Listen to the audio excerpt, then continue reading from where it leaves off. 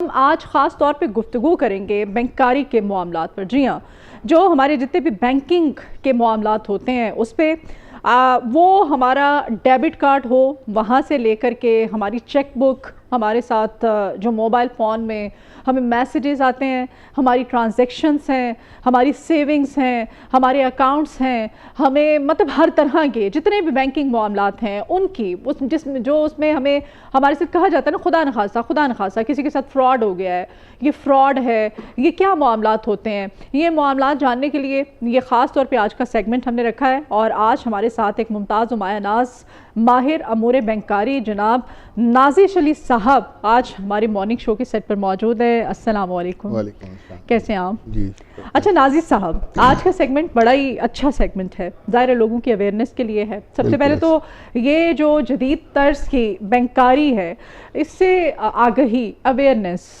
Public की कितनी ज़्यादा ज़रूरी है? देखिए जी, आज जैसे आपने कहा फ्रॉडस्टर्स पूरी दुनिया में जो है ना वो फैलता जा रहा है काम। जैसे जैसे बैंकिंग जो है उसमें जिद्दत आती जा रही है, इनोवेशन आती जा रही है, तो वैसे ही फ्रॉड्स भी बढ़ते जा रहे हैं। तो इसमें जो है वो state bank of Pakistan and government of Pakistan हर जो है वो सभी जो है वो इस पे लगे हुए हैं कि जिस कदर ज़्यादा जो है वो पब्लिक को अवेयरनेस होगी उसी से हम बच सकेंगे, अपने आप को महफूज रख सकेंगे। तो it's very very much important कि आपको everyone should be very well aware. तो स्टेट बैंक ऑफ पाकिस्तान तब बैंक्स जो हैं वो क्यों नहीं आपको सुनते हैं, आपकी हेल्प करते हैं जब आप एटीएम से, और ऐसा हो रहा है एटीएम से आप अपने ही अकाउंट से अपनी ही मेहनत के पैसे या रखवाए हुए आपके पैसे, आपकी मेहनत के ज़ाहिर है, आप अपने एटीएम पे जाते हैं, ट्रांजैक्शन करते हैं, पैसे निकलवाते हैं तो उसमें 5,000 का नोट जाली निकल आता है। तो एक जो मिडिल क्लास आदमी है उसका तो कबाड़ा हो जाएगा, उसका तो कूड़ा हो जाता है बेचारे की। डेली आप एक हफ्ते की 5,000 मेरा नहीं ख्याल की इनकम होती है, और वो आप बैंक के चक्कर लगाते हैं, जाते हैं, मैनेजर्स टाइम ये वो, कुछ भी नहीं, आपको रिफंड नहीं होते हैं। देखिए मदीहा, मैं इस चीज़ से वैसे 99% एग्री नहीं करता।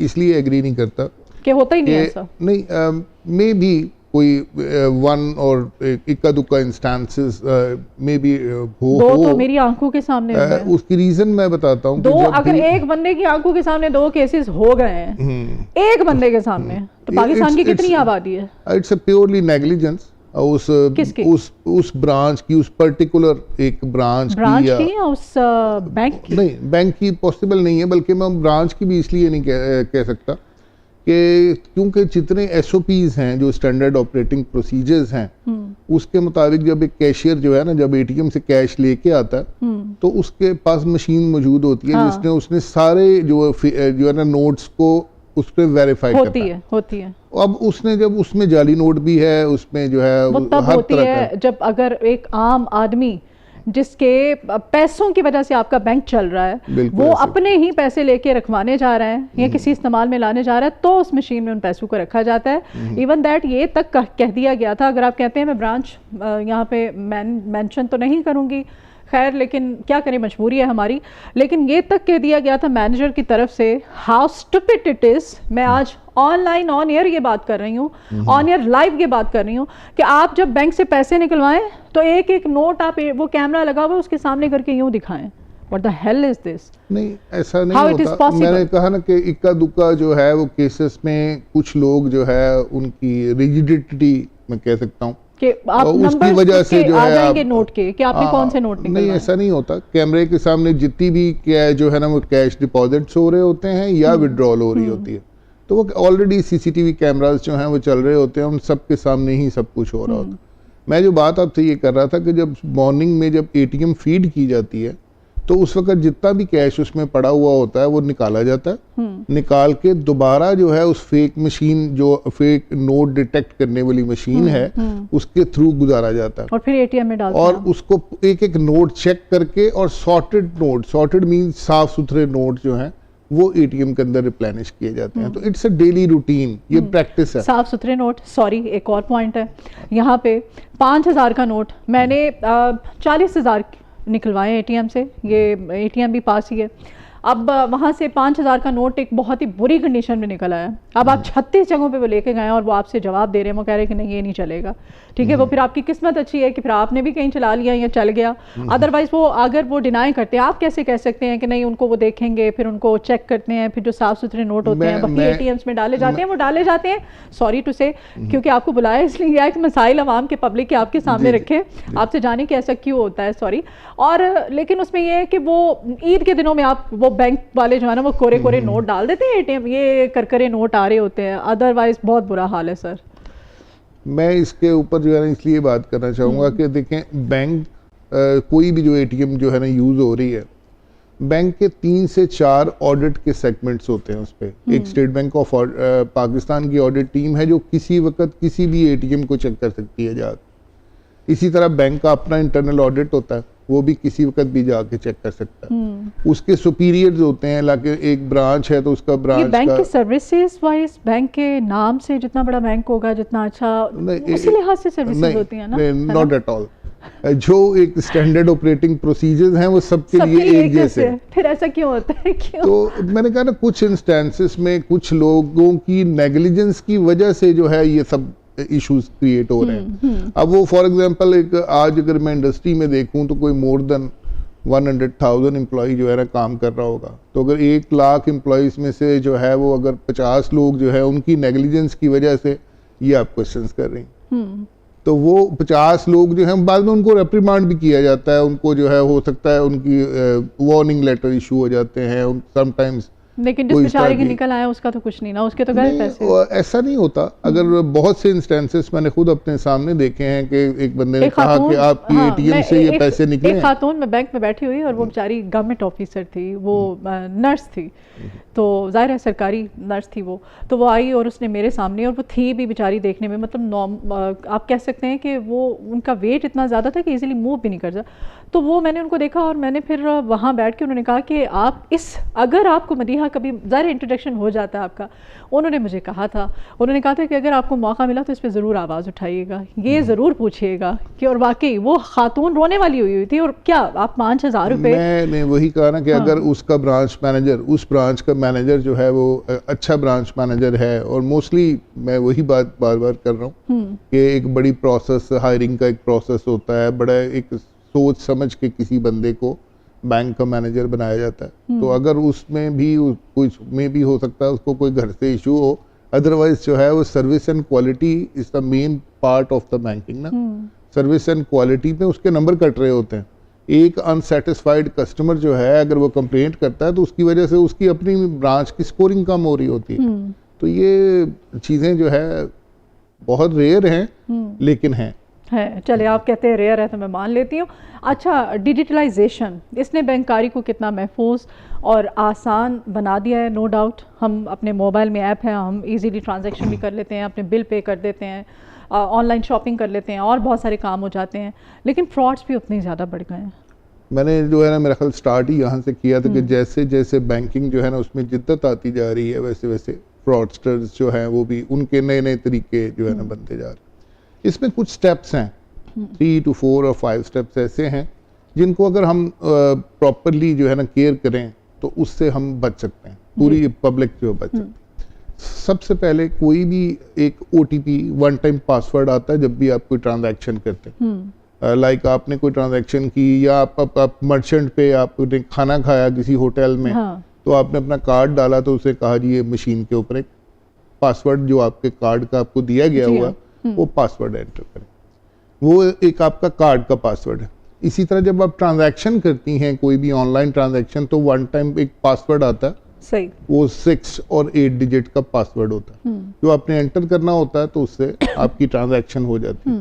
तो सबसे पहले तो ये वो कोई भी बंदा हो, किसी भी सूरत में हो, इवन वो आपका बेटा बन के बात कर रहा है कि जी आज आर्टिफिशियल इंटेलिजेंस से आपकी आवाज़ भी आप आवाज़ चेंज हो जाती है, तो वो अगर कोई भी है तो उसको आपने अपना पासवर्ड शेयर नहीं करना है। सेकेंडली इसके अंदर जो और बहुत इंपॉर्टेंट चीज़ है कि हम व्हाट्सएप, मोस्टली 99% पाकिस्तानी अवाम जो है व्हाट्सएप यूज़ करते हैं। जी हाँ। व्हाट्सएप पे अगर कोई लिंक आए तो उस लिंक से अपना कोई भी ऐप जो है वो डाउनलोड मत करें।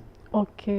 जब आपको लिंक आता है और आपने अगर ऐप डाउनलोड करनी है, फॉर एग्जांपल आपने अपना माइक्रो फाइनेंस बैंक की ऐप डाउनलोड करनी, तो go to Google store, Google Pay, या अगर आपके पास एप्पल है तो हाँ एप्पल जी। स्टोर के ऊपर जाएं और वहां से प्रॉपरली जो है ऐप को डाउनलोड करें। सही। किसी लिंक के थ्रू जो है कोई चीज़ ऐप डाउनलोड ना करें। लिंक में जब आपने उस लिंक पे क्लिक किया तो हो सकता है उसने अपनी मशीन के ज़रिए आपके ऊपर हैकिंग लगाई हुई हो। जब आप अपना उस लिंक पे क्लिक कर लिया तो बैकएंड के ऊपर वो आपका पूरा मोबाइल जो है वो ट्रेस है आउट कुछ हो है। गया। अब जब आपका मोबाइल ट्रेस आउट हो गया, आपके सारे पासवर्ड्स जो हैं उसमें हैं, Access आपकी सारा उसने ले डाटा लिया। जो है वो आपका चला गया। हाँ। तो डाटा जो है वो इस वक्त पूरी दुनिया में सबसे इम्पोर्टेंट चीज़ है। तो हम आपने इवन जो है वो आपकी रेगुलेटेड एंटिटीज़ जो हैं, जी। हम जितने भी बैंक्स हैं उनको रेगुलेटेड एंटिटीज़ कहते हैं। तो स्टेट बैंक ऑफ पाकिस्तान की ये सारी रेगुलेटेड एंटिटीज़ हैं। सही। तो वो तमाम बैंक जो है ना, बार बार एक मैसेज जो है आप देखेंगे एटीएम्स के ऊपर भी आ रहा होता है, आपके मैसेजेस के ऊपर भी आ रहा होता है कि बैंक जो है वो किसी भी सूरत में आपका कोई भी पासवर्ड किसी भी अमले के थ्रू, एम्प्लॉय के थ्रू नहीं पूछेगा और ना ही आप अपना पासवर्ड किसी को शेयर करेंगे। एग्जैक्टली। और अगला क्वेश्चन भी मेरा यही था, ये जो लोगों को कॉल्स आती हैं, बैंक का नुमाइंदा बन करके कॉल करते हैं, लेकिन सारी आपसे इंफॉर्मेशन लेते हैं, डिटेल्स लेने की कोशिश करते हैं, इस बारे में आप क्या कहें? बिल्कुल भी मत दें, क्योंकि आप जो है you are not suppose to declare your information through call. आपको अब अगर कोई इंफॉर्मेशन चाहिए तो जो है आपने अपने गो टू योर ब्रांच और ब्रांच जाके अपनी जो है वो जो भी चीज़ आपको चाहिए उसको ले लें।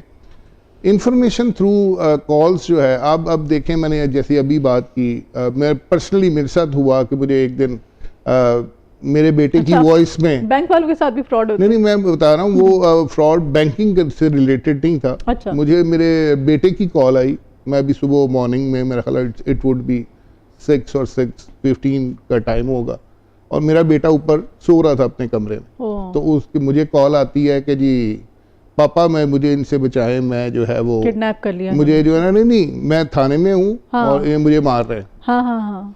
और उस वक्त क्योंकि मैं बैंकर हूँ, मैंने उससे कहा मुझे जो है ना ये जो इंस्पेक्टर हैं इनसे बात करवाओ। उनसे बात की, मैंने कहा यार मेरे बेटे का नाम क्या है, तो he does not know the name of my सन।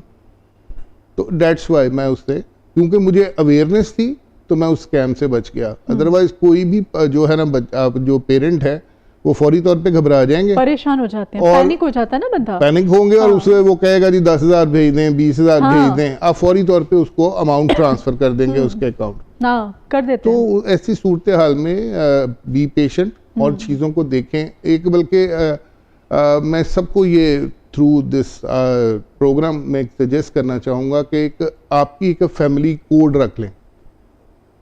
आप हैं, आपके हस्बैंड हैं, आपके बच्चे हैं, आप कभी भी कोई भी इस तरह का हो तो आप एक फैमिली कोड रख लें कि कोई क्वेश्चन, जब भी कोई इस तरह की सिचुएशन होगा तो हमने ये कोड या ये बात करनी, उससे आपको पता चल जाएगा ये कॉल रियल है या फेक। तो ये हर फैमिली को ये अडॉप्ट करनी चाहिए, क्योंकि इस वक्त दुनिया में अगर सबसे बड़ा स्कैम है तो वो आर्टिफिशियल इंटेलिजेंस के थ्रू यही हो रहा है, वॉइस चेंज में। क्योंकि आपको पता है कि आपके बच्चे की वॉइस क्या है। हाँ जी। तो जब उसी की वॉइस में आपको कोई मैसेज आता है तो आप घबरा जाते हैं। ठीक है। व्हाट्सएप का आपने हमें बताया कि आपने कोई भी लिंक अगर आपको आता है तो आपने उसे ओपन नहीं करना है, आपने ट्राई नहीं करना उस ऐप को डाउनलोड करने की, हरगिज़ भी कोशिश नहीं करनी है। फिर दूसरा आपने बताया कि जो बैंक के जितने भी लोग होते हैं, नुमाइंदा बन के अगर कोई आपको कॉल करता है तो आपने उसको रिस्पॉन्ड नहीं करना है। इसके अलावा और कौन कौन से ऐसे स्कैम हैं जो हो सकते हैं कि कोई भी किसी भी बैंक का कोई कस्टमर हो उसके साथ किस किस्म के? देखिए, मैंने आपको जैसे ये बता दिया कि आपका पासवर्ड जो है वो चोरी हो सकता है, आपकी जो है वो स्टेटमेंट की, आप अपनी स्टेटमेंट जो है वो कभी किसी के साथ शेयर मत करें, स्टेटमेंट ऑफ अकाउंट पे। फिर आपके जो है जैसे आपका चेक जो है ये एक सिक्योरिटी फीचर है, आप अपना चेक बुक जो है कभी साइन करके मत रखें। आपका चेक लॉस्ट हो गया और अगर वो साइंड चेक बुक है, ब्लैंक चेक है, तो ब्लैंक चेक है, वो कोई भी इनकैश कर सकता है। फिर आज सोशल इंजीनियरिंग एक वर्ड है, सोशल इंजीनियरिंग। अच्छा, सोशल इंजीनियरिंग क्या है? हाँ। आपने खाना खाया एक होटल से, आपने फौरन अपनी फोटो स्टेटस पे लगाई, हाँ, तो लगाते मैं हैं। जो है वो ये खाना खा रही हूँ, हाँ ये हम खवातीन तो बहुत मैंने ज़्यादा जो है वो अभी उसके बाद आप किसी पार्क में गई, आपने अपनी वहाँ पे पिक्चर लगाई, यानी आपने अपनी जितनी Movement, एक्टिविटीज़ activities, हैं हाँ।